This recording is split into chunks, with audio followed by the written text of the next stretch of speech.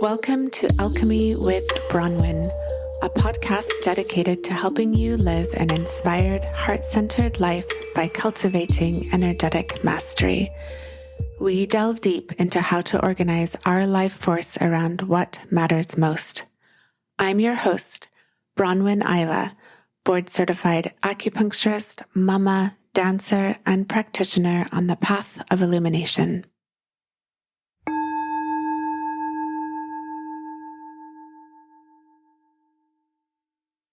It is May Day, or Beltane, as many pagan traditions call this time. According to the Tongshu, which is an ancient Chinese almanac, May 6th is the first day of summer. So just to clarify, in the West, summer solstice is often heralded as the first day of summer, but this is actually when the days start to get shorter because yin is growing. So summer solstice marks the height of yang as the longest day of the year. This is the zenith of yang energy. So now, as we are right between spring equinox and summer solstice, it's the beginning of summer, as we have about 6 weeks left until summer solstice, when the days actually get shorter. So this is the time for us to really launch into summertime activities and doing and productivity. It's the time to really conduct ourselves in a way as nature does. So sometimes I think in the West, there's a prevalent tendency to believe we are magically outside of the cycle of nature. That somehow, these agricultural societies perhaps heralded different kinds of shifts in seasonal conduct, but now we're advanced and beyond this idea of conducting ourselves in accordance with seasonal qi. But this kind of arrogance is expensive not only to our personal health, but to our planetary health. We are part of nature, and when we conduct ourselves in this way, it brings longevity and a deep embodiment of what it means to actually be a human being. There is a timing to everything. And when we conduct ourselves with this fundamental idea of doing things at the right time, it brings about the nourishment of our destiny. So frequently in the West, qi is defined as energy, but really qi is about time. It holds the changing of the seasons, the moon, and other cycles as governing our conduct. And when we're in accordance with the seasonal qi, we prosper. And when we disobey these qi cycles, it brings decline and premature aging. So Lu Ming would say there's two major causes of death. The first is birth, and the second is failure to live in accordance with the seasonal qi. So we're going to talk a little bit in this podcast about spring and summer and the difference between those. Where the yang qi was immature in early spring, now it's reaching its maturation and there is completion all around us. So summer's conduct can actually be more forceful than in spring, and certainly than in early spring when there was very little qi available for us. And when we talk about conduct here, we're not talking about a moral conduct like a Protestant or Judeo-Christian idea of right and wrong. This is simply a resultant. When we conduct ourselves in accordance with the qi around us, it brings health and longevity. And when we don't, it brings the other thing. So the heraldic animal of summer is the red phoenix, this enormous magical bird whose radiance is the sun. It's the ascendance of yang rising out of the cold, dark devastation of winter. And this red phoenix pulls all dormancy into action. We have about 6 weeks before yang begins to decline and yin begins its growth towards winter solstice. So this is the time to fully dive into whatever it is that you are devoting this year to and be fully active in participating in your growth.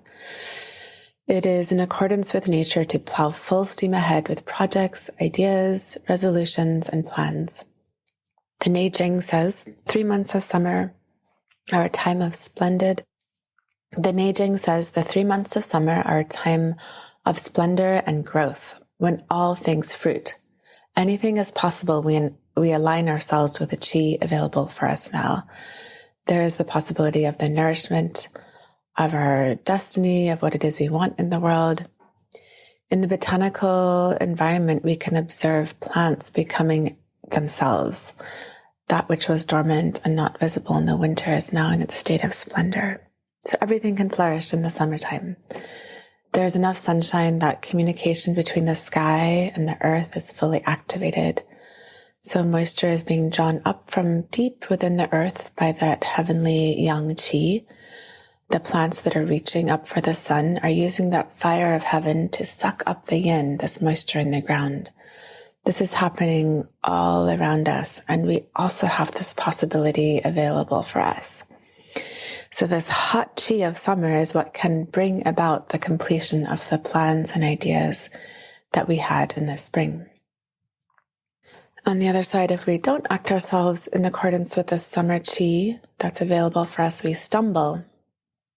The Neijing says, disobey the mandates of summer, and it will bring harm to the heart and produce fever or trapped heat in the autumn. Inappropriate behavior in the summer will create deficiency at autumn harvest. We are part of the seasonal change, and when we follow this dance of life, we preserve our vitality. Even though there's so much abundance available to us right now, it is possible to squander this abundance with excessive ambition, rigidity, power-seeking, and aggression. All of these kinds of emotions damage the heart-mind, or the shen, we say in Chinese medicine. And this, in turn, leads to premature aging. I think we often see this in kind of like the stereotype of sort of a man in his 50s or 60s that's having heart attacks and, it's just like going, working, hasn't really had that time to rest in the winter months. So spring is the time when the new ideas are generated, and summer is the time that they really get legs and manifest. As we age, the differentiation between spring and summer becomes even more vital. So having the freshness of sprouting new ideas in the spring is actually what keeps us young. So if we don't practice the spring newness, we get older faster. And we need to let go in the springtime and allow innovation in. And as we age, this doesn't necessarily need to be productive. It could be restorative, new, fresh ideas, but it does need to contain that new young. When the fresh young comes in, it starts to solidify and press new ideas to replace the old ones. And if this process fails to take place, summer manifests as heat damage, and we can even see this in the autumn, carrying through all the way to the autumn. So clinically, we can see this heat damage as premature aging.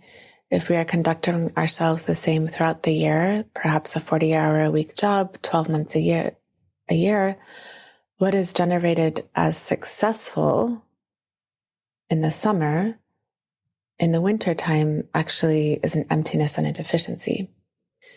We say that a small fire warms the hearth and a large fire burns the house down. Fire is often very strong in youth, but we must be cautious about it as we mature so that we do not let it blaze and deplete our kidney chi. If we cultivated yang properly in the spring with education, such as visiting shamans, consulting the oracle, visiting wise people, reading books, this is the way we can cultivate yang in the spring. Then the summer's pattern of yang can be that of acquiring and growing. So it will then be more productive rather than being a fire that's out of control and blazing. A healthy yang in the summertime, it's a kind of a dominance that can afford a mildness and a generosity. Now I'm going to read a quote from the Neijing. The 3 months of summer are called the time of splendor and growth. At summer solstice, yang qi reaches an apex and yin qi emerges. Yin and yang commingle and all living things and beings prosper. Yang qi energizes all phenomena and yin gives them shape. Because of this yin-yang commingling, all things flower and fruit. People, like all phenomena, are included. They should follow the seasonal qi to preserve vitality. I'm going to talk a little bit about exercise. It's just like in the spring, it's important to go to sleep when it's dark and rise at dawn. It's counseled to wear loose clothing and untied hair and do your practice at sunrise to grasp this fresh yang qi available to us. This is the time to go a little bit further in your exercise and train a little harder and maybe push a little bit more out of any time in the year. Sweating will help move any internal stagnation out of us, and the counsel is to then rub the sweat into the body briskly, which helps polish the protective qi or the wei qi. It's strongly emphasized to drink water in the morning and to not rise late. On an emotional conduct level, this is an important time to avoid anger and stay calm. Lu Ming would say, pushing the body a little bit in exercise is okay, but not the emotions. If we are quick to anger, we inflame the pernicious side of yang, which manifests as aggressiveness and violence. As far as what to eat, we can see all around us these flowers that are blooming, and they die quite quickly, especially with the heat.